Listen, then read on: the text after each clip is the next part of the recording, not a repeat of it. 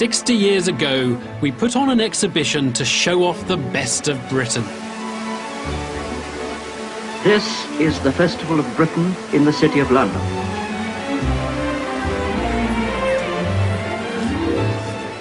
In 1951, over 8 million people visited the south bank of the Thames to see for themselves where Britain stood, what we did and what we could be proud of.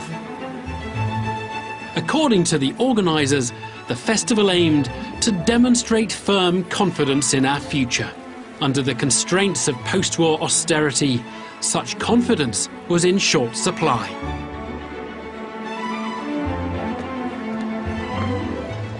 Today, as we recover from a financial crash, we're again anxious about our future, asking what should we be doing to pay our way in the world? What would a new Festival of Britain say about us now?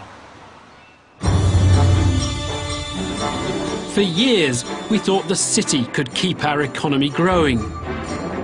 Then came the crash.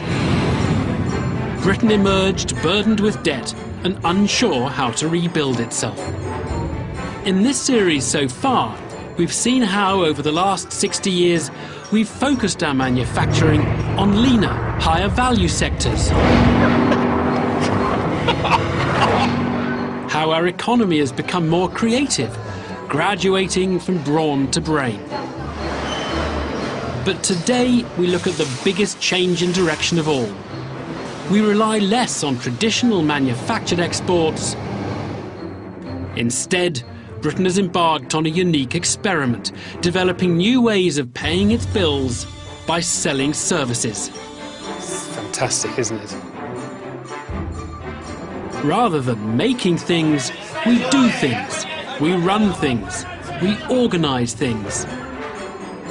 8 out of 10 of us work in services, and yet many still look down on them. What about your TV? How's that going for you? Even though they've helped make us far richer than we were 60 years ago. Moving from manufacturing to services has changed Britain dramatically, far beyond anything that visitors to the Festival of Britain would have imagined. But this transition has had costs as well as benefits, leaving us a difficult question to answer. Is the service-based economy that's grown since the 50s the right one to deliver us a prosperous future?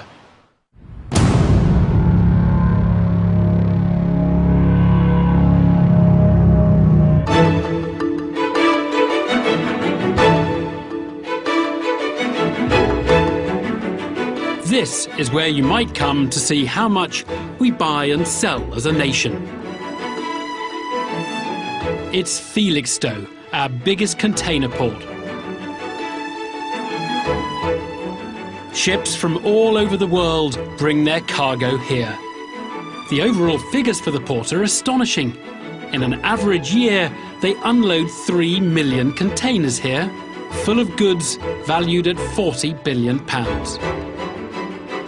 Some of the ships that dock here are 1/4 of a mile long and carry 15,000 containers. But what do ships like these take away from Britain? What do we sell to the rest of the world? We sell some goods, but of the containers the ships leave with, half will be empty. Many of the rest will be full of rubbish, sent abroad for recycling. Last year, the gap between the goods we bought in and the goods we sold to the rest of the world was almost £100 billion. In fact, the last time we were consistently exporting more goods than we were importing was the early 1980s. Scary stuff. Or is it?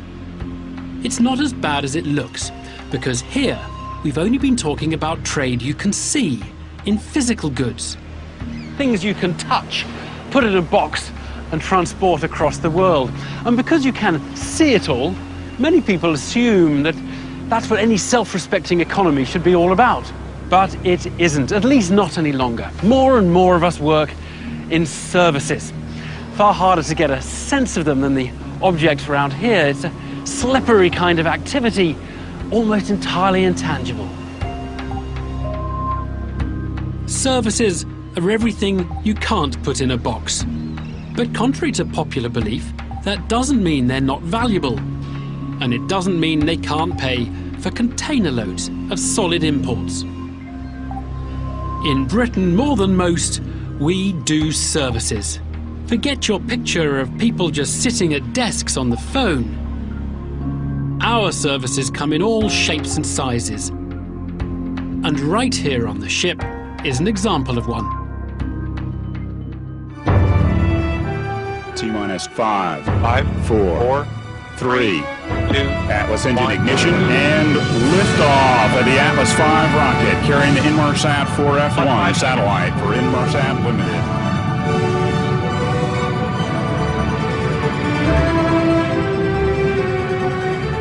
You may not have heard of Inmarsat, but it's one British company that can reasonably claim to offer a service that's out of this world. Sometimes you just can't go around the weather, so it's vital to know what's on the horizon. Anybody, wherever they are on Earth, can use Inmarsat's satellite communications to stay in touch. And the entire network is run from their control centre in London. Chris McLaughlin is the company's vice president.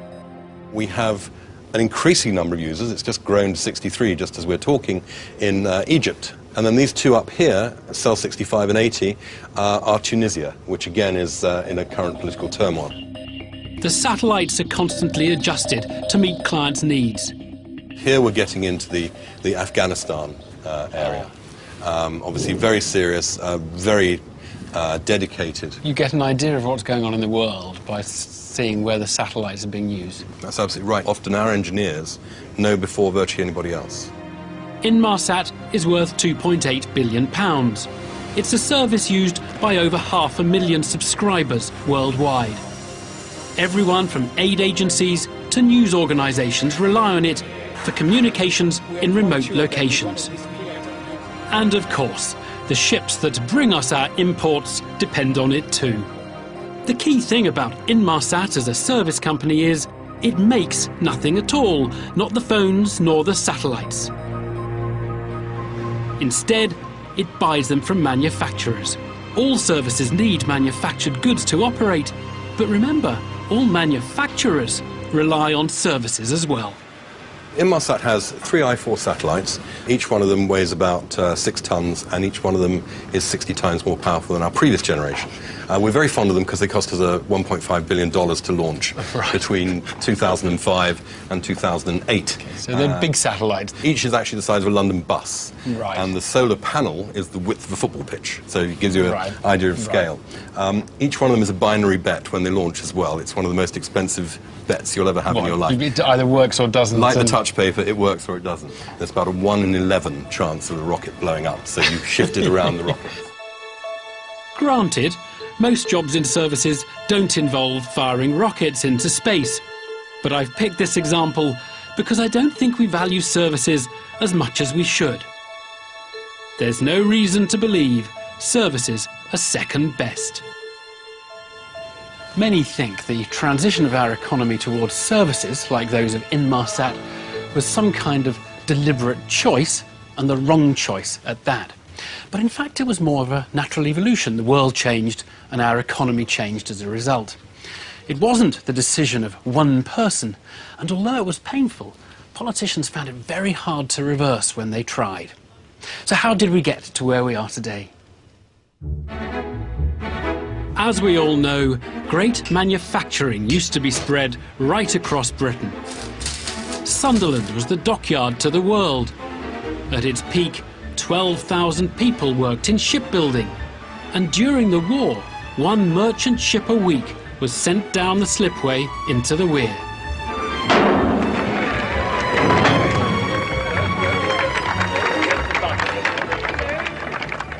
I'll give you to the lads that built the ship. Aye, aye, he's to it. But these shipyards had a problem. Poorer countries found they could make ships too, and more cheaply. Where we had once led, others had caught up. It was devastating for those involved. Is there a feeling in the yard itself that there might be redundancy? Yes. Oh, yes. What would this mean to Sunderland if there were... Well, I think the town would be dead. The town would be dead? Yeah, definitely. In time, large-scale shipbuilding disappeared. Chris Mullin became MP for Sunderland South, just in time to see it go. So what was actually on this site here? This was the North Sands shipyard. The last order was the Danish ferry order, I think about 15 or 16 Danish ferries. And that was in 1989. And if you stood on the bridge behind me and looked down at this site, you'd have seen all the ferries lined up along here, waiting to have the tops put on and go off to Denmark. It wasn't just ships. In so many of our industries, we found others could make what we had been making. So naturally, we had to move on. Over the last 60 years, manufacturing has declined from 46% of our economy to just 12%, while services have rocketed from 47% to 78%. Given the trauma of this upheaval, no wonder people have looked around for someone to blame. Usually Margaret Thatcher, because she welcomed the shift towards services that our economy was making. So as we have redundancies in the declining industries, so we are getting new jobs in the new industries and new jobs in some of the service industries, and they are being created by our dynamic economy of today. But let us not belittle our achievements. Many of her admirers and critics agreed on one thing, that it was all down to her, that politicians could entirely control the forces of economics. In 1986, chairman of ICI and TV business guru Sir John Harvey Jones addressed the nation. The subject of my talk this evening is manufacturing, the business of making tangible, useful objects with the aim of selling them to people in the UK who would otherwise buy an import, and selling them also to people abroad whom we want to choose a British product instead of a product made in another country. Manufacturing is fast becoming an endangered species. It is becoming so undervalued in the country that our decline could become irreversible, with truly painful consequences for all of us. Sir John Harvey Jones spoke right here in this room, as though the change that was occurring in the economy was the result of some kind of conscious decision. And yet the inexorable rise of services had started well before his speech, and it's continued in the decades since. Mrs. Thatcher didn't cause it, and most telling is the fact that politicians before her made one serious attempt to strangle the growth of services at birth, and it didn't end well. Let me tell you how it will be, 'cause I'm the tax man. It was the 1960s, the Labour government under Harold Wilson. Jim Callaghan was Chancellor. He thought services would never earn enough export revenue to help Britain pay its way in the world. So in 1966, he introduced the Selective Employment Tax, or SET, to drive workers in the services sector back into manufacturing jobs. I think chancellors in many years to come, they may not remember my name, but I'm sure they'll bless the tax. It meant that every services business had to pay an extra tax for employing staff. The revenue could be used to subsidise workers in manufacturing. Lloyd's brokers have to pay this selective employment tax, and many other people who contribute much less to the balance of payments situation of this country don't have to pay it. We want to continue to expand and build up our business, and this is made more difficult by this tax, which really doesn't make any sense at all. It produced blatantly ridiculous results. Candy floss makers were not taxed. The entire tourism sector, a big exporter, was. In Brighton, the Metropole Hotel pays SET on 350 staff. What does the director, Mr. Webb, think of SET? Well, it's shattering. It's an absolute calamity as far as our industry is concerned, because we feel that we are a sort of Cinderella industry in this country. This is absolutely ridiculous, and it's due time we had proper recognition. Unsurprisingly, the selective employment tax couldn't thwart the forces of economics. It was phased out and then abolished altogether when VAT was introduced in 1973. Since then, no one has suggested reviving it. Economies seem to have a mind of their own. Even though Mr. Callaghan and other critics of services didn't like them, there was little they could do about it. Now, one of the reasons they didn't like services was they didn't think you could export enough of them to pay the nation's bills. But this is where it gets really interesting, because Britain has embarked on something of an economic adventure over the last few decades, doing just that. We found several novel ways of exporting services. Each of these business models has its limitations, but together they've gone further than anyone in the 60s might have imagined at helping the nation pay its way in the world. To see one of the ways in which we sell services overseas, I've come to Dubai. Service providers from all over the world come here to do their thing, and Britain is a key player. We export almost £2 billion of services a year to Dubai and the other United Arab Emirates. People have a lot of different reactions to Dubai. Some feel the excitement, others think it's rather vulgar. Some worry about the fact that it doesn't have as much money as it used to, and some see it as obscene. There are terrible stories of maltreatment of migrant workers. Whatever you think of it, it's certainly a place that's changing very quickly.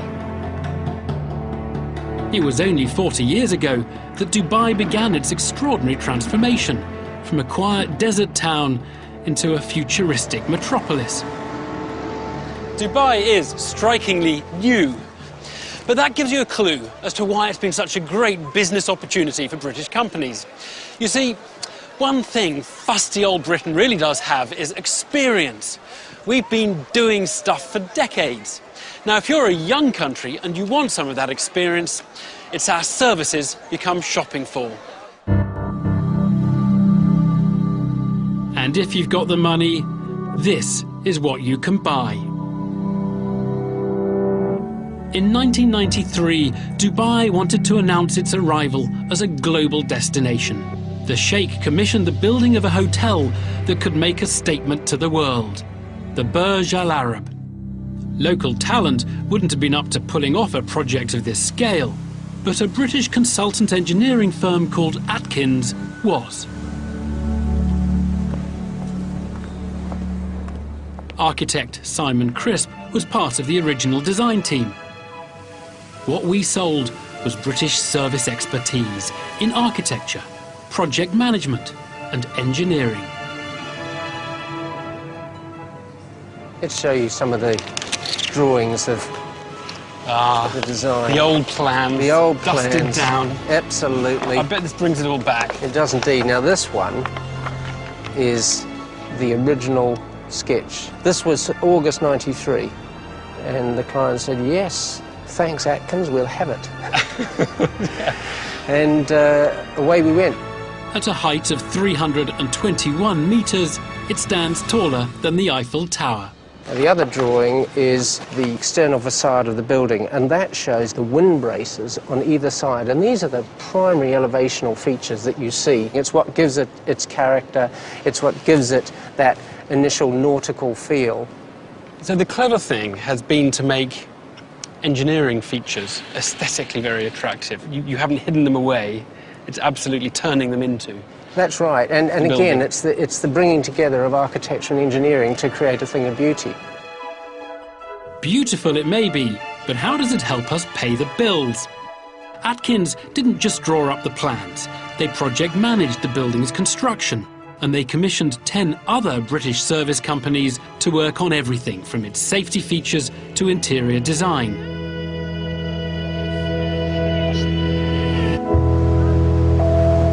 British services even helped build the artificial island on which the hotel stands. So how much does this all add up to? Well, the exact figures are commercially confidential. Now help me out here. I mean, you've got a whole cost of the building. What proportion of that total cost is the thinking bit, the sort of stuff that Atkins does?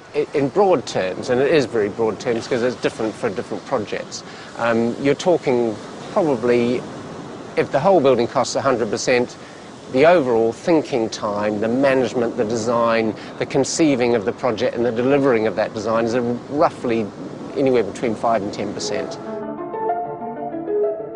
Across Dubai, we've had a hand in designing and building roads and railways, airports and harbours, hotels and skyscrapers, and even fantasy islands.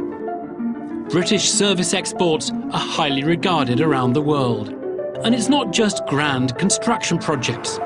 The city's connected by the Dubai Metro, operated by Serco, a British outsourcing specialist.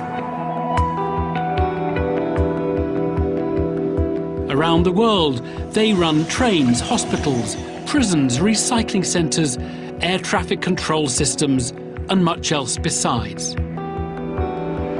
So you can go abroad and sell services and earn real money from doing so. Britain has gone as far down this track as anyone. But of course, we can't all go and live and work in different countries. So exporting services by going overseas has its limits. Fortunately, where Britain has really made its mark is in developing a second business model. We can make good money by going abroad and selling services, but in commercial terms, even better is when foreigners come here to Britain to buy them. London is the epicentre. The British capital is like one huge factory of commercial service exports. This is where the world comes to do business, neatly positioned between America and Asia, speaking the global language. Since the days of empire, London has embraced its role as a global city. And it's this role that helps Britain pay its way in the world. We've encouraged people to come here, whether on business or to see the sights, and we've sold them services when they do. Because they pay for things with money brought from overseas, anything they buy is an export, helps pay for our manufactured imports. And it's all possible because Britain has carved this special role as a host nation. In order to understand how it happens, let's consider London's answer to the Burj Al Arab, the Shard. Well, I'm on the 37th floor of the Shard. That's not even halfway up the top of the finished building. This is undoubtedly going to be a symbol of our capital, given its height, but it's also an interesting symbol of the internationalisation of the nation and of London. When completed, the Shard will be the tallest building in the European Union. But despite being built on London's soil, there's little that's particularly British about it. This has been financed by money from Qatar, the architect Italian, the workforce building it from everywhere, the glass is Dutch, and this floor, like another 17, has been taken by the first tenant, a Hong Kong-based hotel. Many of the tenants in this building won't be British, and that's the clever part. While they're here, we can make money from them. So, what do we get out of being a host nation? Well, imagine when this building is finished. In an extreme case, no British people work or live here. The foreigners who work and live here, they'll be paying taxes, some taxes, to the UK government. They'll go shopping in the streets nearby. They'll use British accountants and insurance companies. The Russians living upstairs, when they get divorced, will perhaps use a British lawyer. All these services will be earning money. And because they'll be earning money from foreigners, they're exports. Exports right here in the centre of London. The Shard is testament to our continued willingness and ability to attract the super-rich from around the world to London. And once we've got them here, anything we can sell them while they're in town counts as an export. That's because everything they buy has effectively been paid for with income derived from abroad. It's very hard to put a precise figure on how much this is all worth to Britain, but it easily runs into billions of pounds. You might think it odd for a country like Britain to thrive by collecting the small change of the global super-rich. So how does it work in practice? Tim Wright works for estate agent Knight Frank. Hello. Nice to meet you. Come on in. They've built a tidy business servicing this market. Nice place. The hall is as big as my flat. Isn't it amazing? Come on in, please. If you wouldn't mind putting those shoe covers on. Put my foot in here, do I? Yeah. And then the other one, that would be brilliant. Evan, if you'd like to come upstairs, I'll show you the formal drawing room, which is a phenomenal space overlooking the park. Last year, nearly 100 £10 million plus properties were sold in London. Almost all of them to foreigners. Fantastic, isn't it?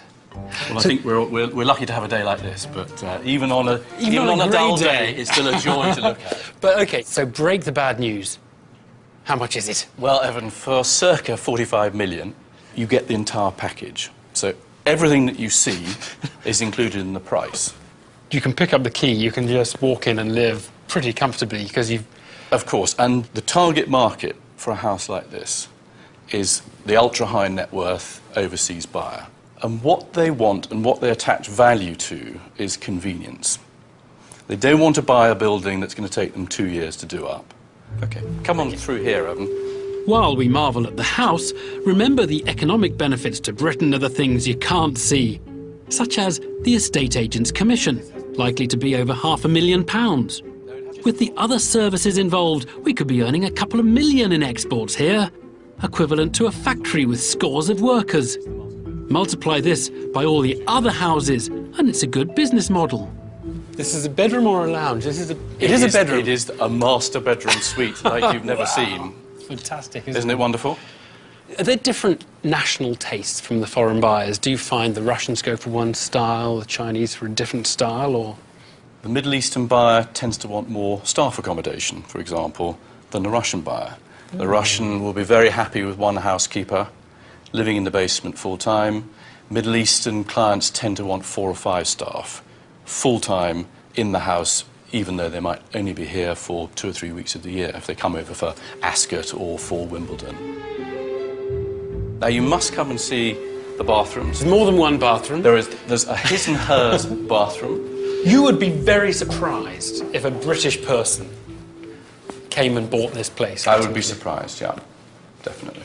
And if you look at, on average, if you look at across the price sectors in central London, then it's about 50-50 domestic to overseas buyers. But once you start getting up the price scale, so if you're looking at the sector which is the super prime market, say 10 million plus, then it's much more weighted in favour of the overseas buyer. So it's probably more like 75-80% overseas to 20% domestic. If you want to come through to his dressing room. I can see how this is a big earner, but I do have some concerns about the sustainability of the business coming our way.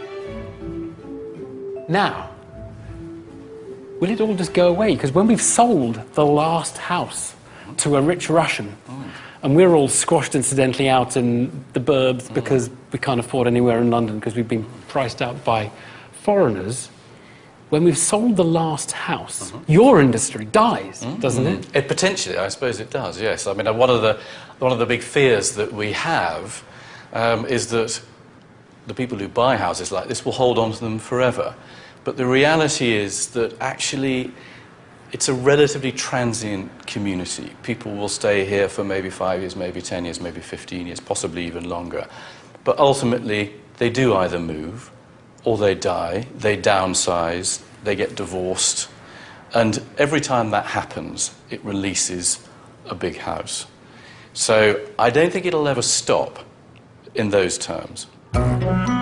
Thank you, Tim. Very nice. So service companies got a slice of the £3 billion of foreign money that came into London's property market last year. It's an interesting old setup, that, isn't it? But you see, a lot of people are in on the game, earning a living out of it. And they then spend the money they've earned, and it permeates its way through the whole economy. But what an odd place for our economy to have ended up, with the support staff, the butler to the world's elite.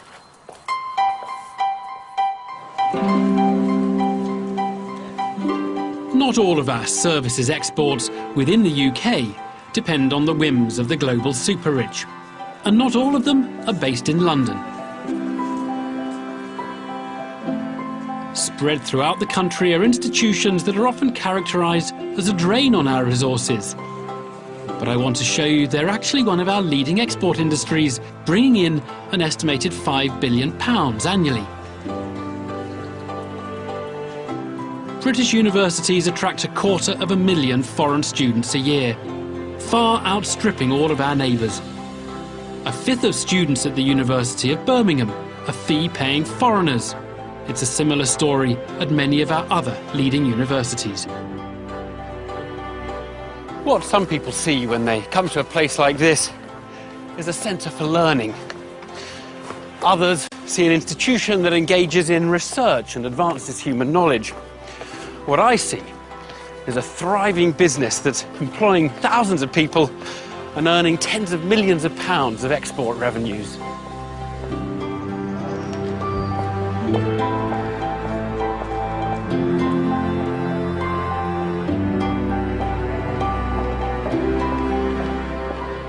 Birmingham's medical school sells its services to budding doctors from over 150 different countries. The product they come here to buy is a 5-year course in medicine involving 2 years in the lecture theatre and then 3 more years of hands-on training. Here they all are. Hi gang. Hi, I'm Evan. Hello, my name is Himashi. Himashi. I'm Tala. Tala, nice to meet you. Rahini. Yeah. Nice to meet you. Hi, nice to meet you, Tristan. Tristan, good to see you. And you're the consultant, obviously. Hello. Hi, good to see you. Nice to see you. The students on today's ward round come from Sri Lanka, India, Trinidad and Jordan. Right, Tala. Hi, my name's Tala. Is it okay if I just ask you a few questions? You carry on. So what brought you into hospital? Oh, shake and garden cold and everything. The great thing for Britain is that not only do we earn the money from these students' fees, any money they spend on rent and other services while they're here is an export too. And then on top of that, they're happy to lend us their labour as apprentice doctors. So, do you mind if I just take a look at your hands? Okay, everyone, happy? Yep. Thank you, sir. Thank you very much. We'll see you again. Right, let's move on. These discerning customers, or students if you prefer, have chosen us from a world of competition. So what's the reputation then of the British universities? When you go back, this isn't Oxford or Cambridge, which people around the world have heard of. They've probably heard of the city of Birmingham. They may not have heard of the university. Is it going to hold? Is it a good brand to have? In Jordan, I think just the fact that you've graduated from England with a degree in medicine is quite impressive on its own, regardless of the name of the university, regardless of the brand. Yeah, I think so as well. It's quite similar because I think carrying a UK education in general still holds a great value. Do you get a good deal out of how much are your fees? Well, that depends. The first few years it's roughly about £12,000, and then in the clinical years it goes up another £10,000. And it goes up from 12,000. Yeah. So what is it in the clinical years? It's about 23,000. Britain has a valuable product to sell. But if we want to sell more of it, we're going to have to make choices about how open we're prepared to be. I've got to ask you about visa and immigration requirements, because obviously governments have become worried about the sorts of people that are coming in and the numbers of people coming in. How have you felt in terms of the sort of welcoming advance of the Home Office when you've applied for your student visas? I applied 3 years ago and I remember it being relatively straightforward. All I needed to get was a letter from the university and all the accompanying documents, and they just gave me my visa for the length of the course. But I've heard from friends that it's progressively getting harder. I've got a couple of friends from Trinidad who've applied this year and haven't got visas in time. So the process is just taking so much longer and so much more difficult. It is getting to be a bit more red tape. There are no clear rights and wrongs to any of this. But if Britain does choose to really open up to the world, there's a lot of money to be made. Edward Harcourt is the university's Director of International Relations. It's becoming increasingly competitive, but it is still a seller's market. There's something over 3 million international students now. Britain is the second most popular destination. After the United States? After the United States. It's very, very difficult to do any kind of sensible projections as to future demands. I mean, if you think that there are, something like 220 million Indians in primary school, and given the GDP growth rate in India, many of those families will have the wherewithal to pay for their tertiary education, and the Indian HE system is going to have a major capacity constraint. So many of those families will be looking overseas for quality education. And quality education is exactly what we sell here in Britain. This is our nation playing to its strengths. Emerging economies around the world simply can't match the services we can offer. When you hear people say we don't make anything in this country anymore, well, now you have an answer. We make foreign doctors, foreign engineers, foreign chemists, lawyers, business people. And just think of all the good that our universities do around the world.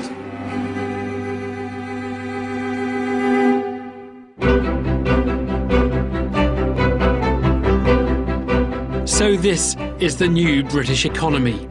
Rather than just selling the world goods, we sell our expertise through services. And we're world-class at doing it.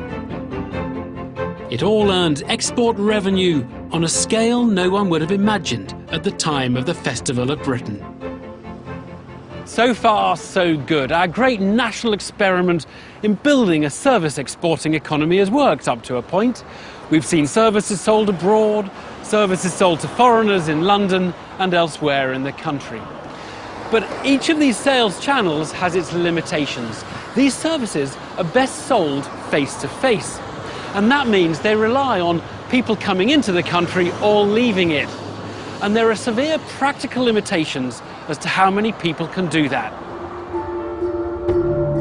So for Britain's experiment to really work, we've needed one other trick up our sleeve. The way of exporting services that of course we all know about. The one with the unrivaled ability to earn money, but also to lose it. The city. For most of the last 2 decades, it looked like we'd discovered a national champion. Barclays Bank has announced record annual profits of more than £5.25 billion. The HSBC banking group has announced record profits of almost £7 billion, the largest ever by a British bank. Something we did better than anyone else. The Royal Bank of Scotland looks set to complete the world's biggest company takeover, worth almost £50 billion. The flow of profits was unimaginable. Here's where you want to work if you're young, brainy and keen to make loads of money. It collected plaudit after plaudit. This is an era that history will record as the beginning of a new golden age for the City of London. It's remarkable to think that in recent years, official data suggests this small corner of England, just a few square miles, earns more in export revenue than the whole of Wales, or Northern Ireland, or the northeast of England. The first thing to understand about the city is that it makes its money in remarkably varied ways. And here's one part of it you might not have heard much about. ICAP is a British service company that makes its money not by trading, but by helping global finance operate. Michael Spencer is its chief executive. Let's just start by perhaps you explaining what ICAP does. It's not nearly as difficult as people think. The world's financial markets are enormous, they are global, they're interconnected. There's a huge amount of business that financial institutions in Japan deal with financial institutions in Singapore, in London and New York, and we are the biggest global intermediary between these transactions. Is it export revenue for the UK? Is it foreigners buying services from ICAP? We have 50 offices around the world, of which only one is in the UK, in London. London is our biggest office, but we obviously have big offices in many, many other financial centres. Overwhelmingly, our revenue is export earnings to the UK.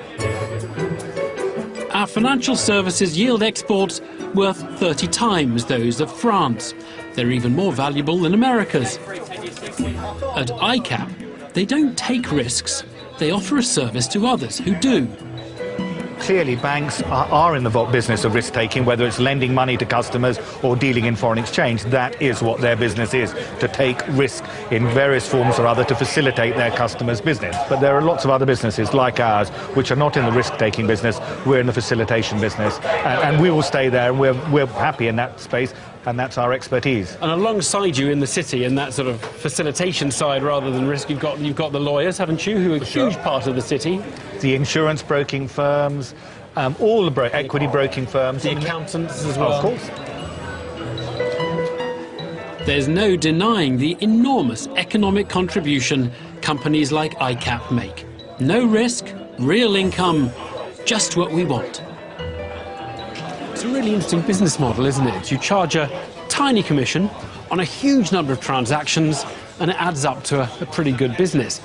In a way, it's an analogy for a lot of what the city does in the services it provides. They don't bake cakes here. They provide services to other people who bake cakes, and they pick up the crumbs.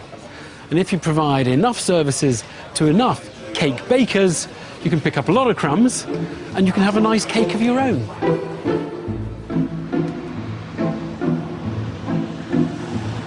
OK, now here's the bad news. You've got the parts of the city that don't take risks, but just as big are the parts that do. And we've needed them to do some baking as well. We've needed them to earn a lot of money. And you don't need me to tell you, those are the parts that have gone terribly wrong. The British government has now agreed the terms of a rescue package to stabilise the banking system. It has been another extraordinary day of fast-moving developments for Britain's financial world. We all know that the bailouts were expensive, but there are reasons to think the city might be costing us money in good times too. There is a radical new critique taking shape, that although the city earns a lot and contributes, paradoxically, a large part of it is also a burden on the economy. It gives with one hand, takes away with the other, and that's no way to build a good export industry. It may be a good business model for the city, but not for the country as a whole. So how can a successful city not be successful for the nation? Former City High flyer turned academic, Paul Woolley, thinks many of its profits have come at the expense of the rest of us. In finance, it's only too easy for the banks and the middlemen generally to appropriate the gains. They do so by making things complex and confusing. They don't even understand them themselves in many cases. So there are ways in which they can feather their nests. They create the demand for their own product by making the product complicated and saying, this is the product that you need. What's the effect of it in the end? More and more new financial instruments are introduced, which are often complex, difficult to understand. The fees are going up with this complexity, and that's what happened. That's why the finance sector is so big. The complexity has become so extraordinary and costly to the economy.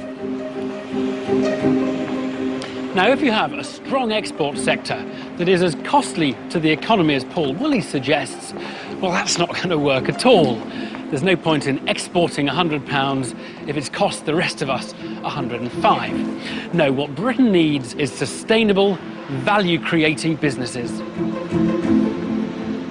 The new critique levels another charge against the city.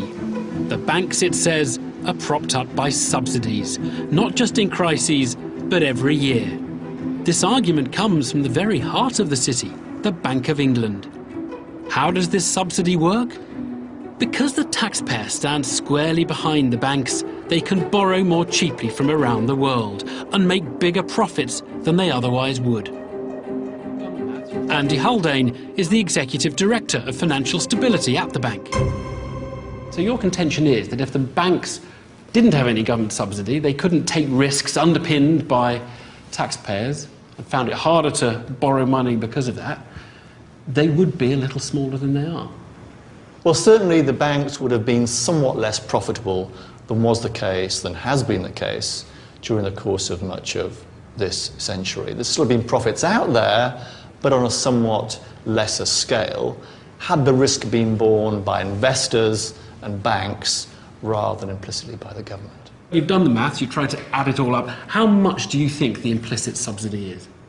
I think you'd measure it in terms of tens of billions. Okay? Really that much? I think so.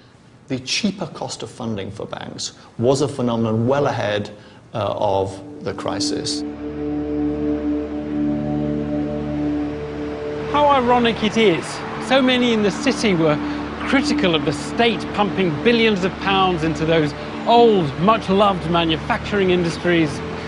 And now we've come full circle with a new critique arguing that the city itself is in fact propped up by the taxpayer and the rest of the economy. The city was the ace in the pack of business models.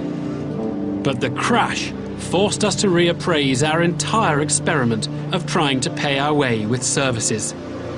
They did better than many critics thought possible, but they didn't do well enough. Even though we exported £160 billion of services last year, we still had an overall deficit of about £36 billion.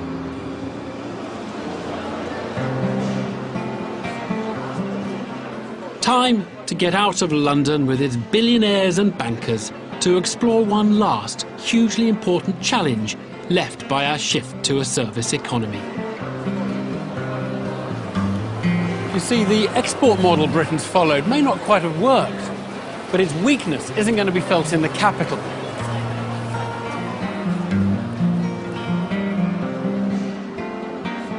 No, London has always had a strong service economy. But what about the rest of the country?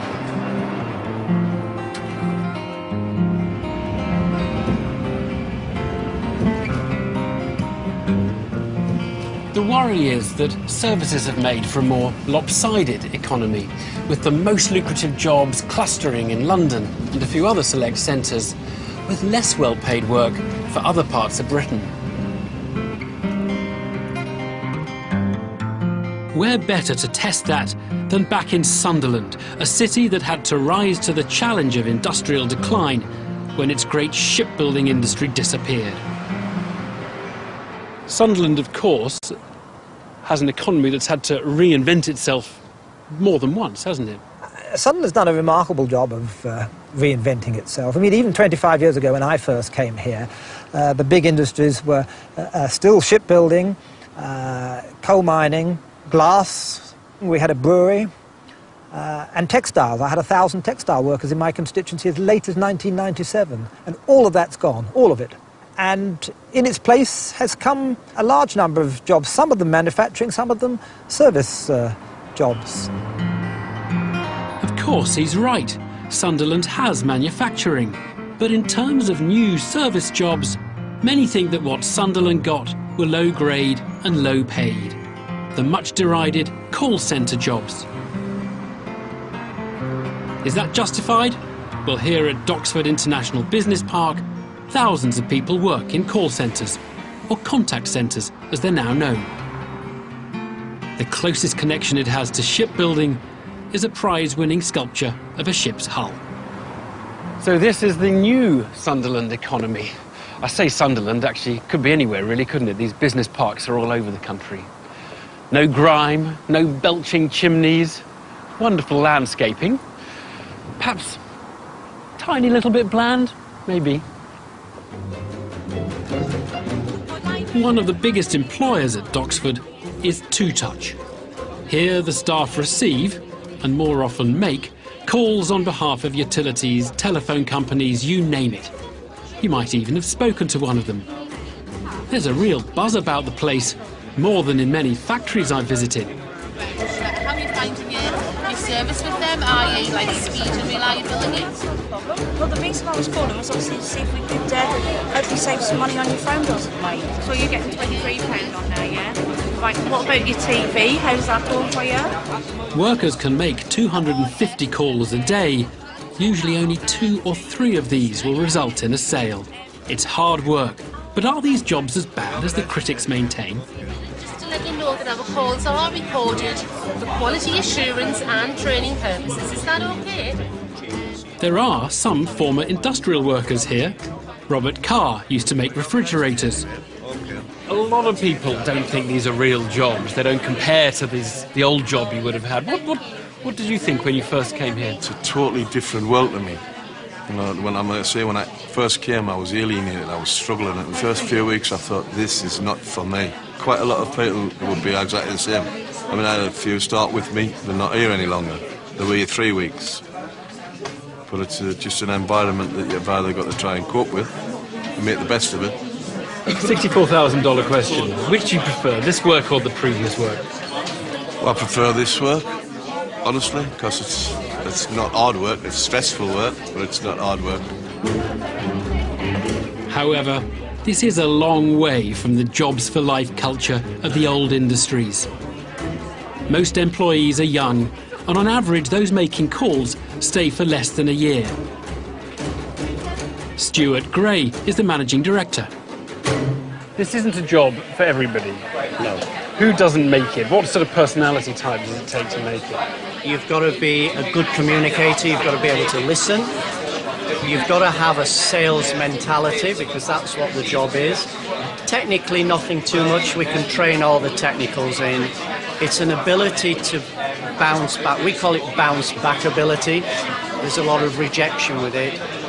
But the good ones just keep going at a good, solid pace. You never ask yourself, is this really a good thing to do, to sell people these things, these utilities or phone packages? I mean, would the world miss it if it wasn't here?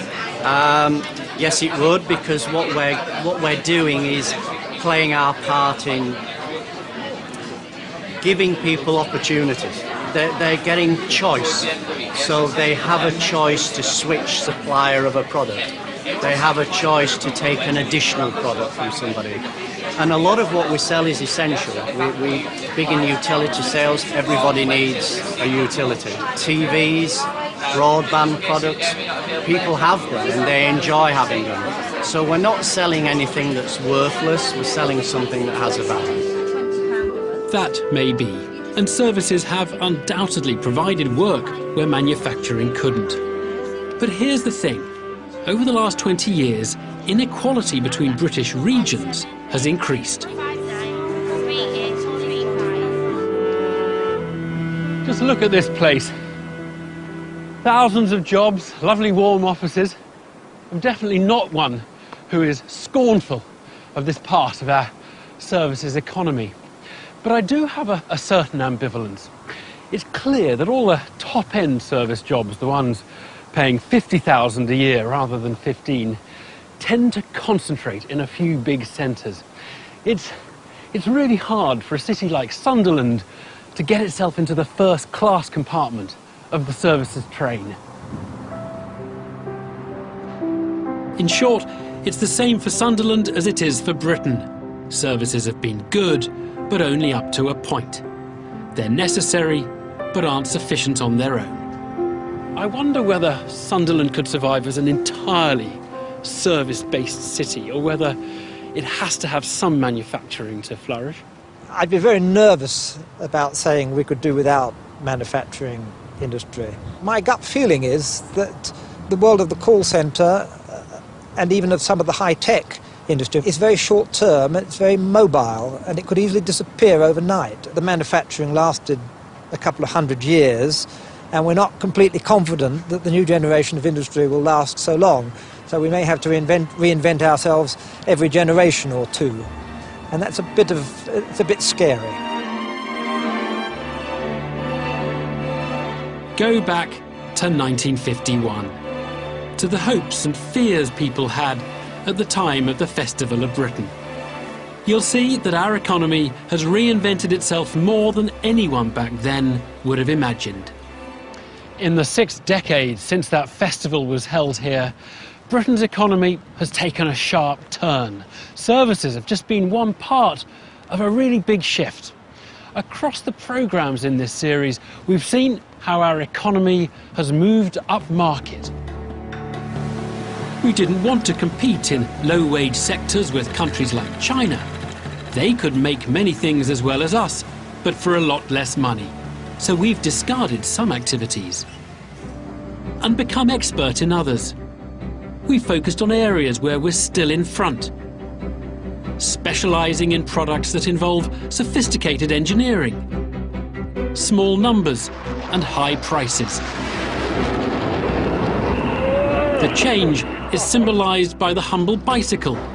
The everyday bikes we used to churn out have been replaced by niche bikes that are harder to design and manufacture and more expensive to buy. We've also gone up market in another way, focusing on industries that rely on intellectual property, like pharmaceuticals or microprocessors. It's British know-how that designs the chips that help power many of the world's mobile phones, a lucrative business. The change in our economy has been painful and at times scary, but remember, it has basically worked. Even after the financial crash and the setbacks of recent years, we're living on incomes 3 times those of the folks at the Festival of Britain. But the crash has shown us that while we've got a lot right, it hasn't been perfect. Banking has been exposed as not being quite the great money-making enterprise that we thought. It's been a time to take stock of what our nation should and shouldn't be doing.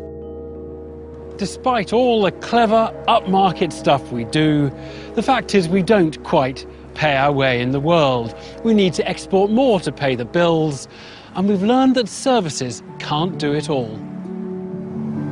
So if our economy is going to find its way over the next few years, we're going to have to rediscover some of the things we've lost. It's solid, export-oriented manufacturing that needs to grow most quickly. And since the crash, there are some signs that it's doing just that.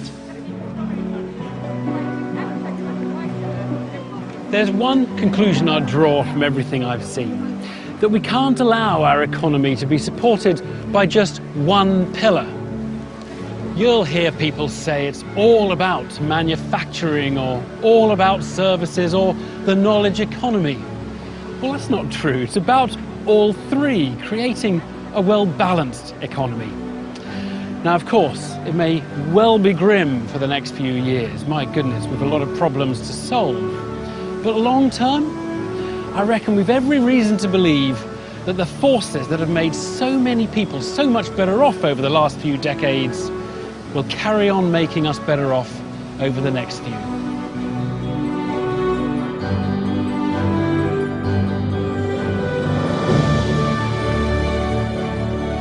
To discover more about how Britain pays its way in the world and to contribute your experiences to the Open University's online toolkit, visit bbc.co.uk/Made in Britain and follow the link to the Open University.